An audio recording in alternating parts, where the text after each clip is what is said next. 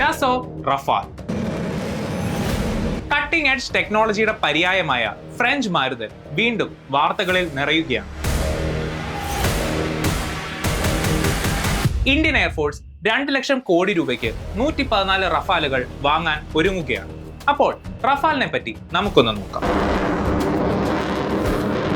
Rafale എന്ന French പദത്തിന്റെ അർത്ഥം ഗസ്റ്റ് ഓഫ് വിൻഡ് അഥവാ പെട്ടെന്ന് വീശുന്ന കാറ്റ് എന്നാണ്.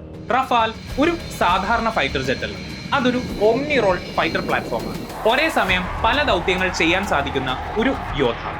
ആകാശത്ത് ശത്രുവിന്റെ യുദ്ധവിമാനങ്ങളെ തുരത്തുന്ന ഡോഗ് ഫൈറ്റ് ആയാലും, താഴെയുള്ള ടാർഗറ്റ്സിനെ തകർക്കുന്ന ഗ്രൗണ്ട് അറ്റാക്ക് ആയാലും, ശത്രുവിന്റെ റഡാറുകളെ കബളിപ്പിക്കുന്ന ഇലക്ട്രോണിക് വാർഫെയർ ആയാലും റഫാൽ എന്തിനും തയ്യാറാണ്. ശബ്ദത്തിന്റെ 2 ഇരട്ടി വേഗതയിൽ സഞ്ചരിക്കുന്ന റഫാൽ ഒരു 4.5 ജനറേഷൻ യുദ്ധവിമാനമാണ്. റഫാലിനെ ഇത്രയും മികച്ചവനാക്കുന്നത് 3 കാര്യങ്ങളാണ്: മീറ്റിയോർ, സ്കാൽ, സ്പെക്ട്ര.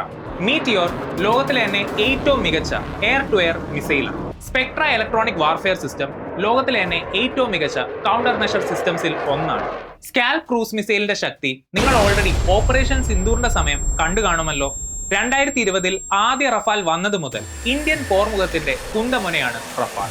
നമ്മുടെ അയൽ രാജ്യങ്ങളുടെ ഏത് വെല്ലുവിളിയും നേരിടാൻ റഫാൽ നമുക്ക് നൽകുന്ന ആത്മവിശ്വാസം ചെറുതല്ല. ഇനി കൂടുതൽ എണ്ണം കൂടിയാവുമ്പോൾ ആ ശക്തി 10 മടങ്ങും. അങ്ങനെയാണെങ്കിൽ ഇപ്പോൾ ഇന്ത്യൻ എയർഫോഴ്സിന്റെ കയ്യിൽ എത്ര റഫാലുകൾ ഉണ്ടെന്ന് താഴെ കമന്റ് ചെയ്യും.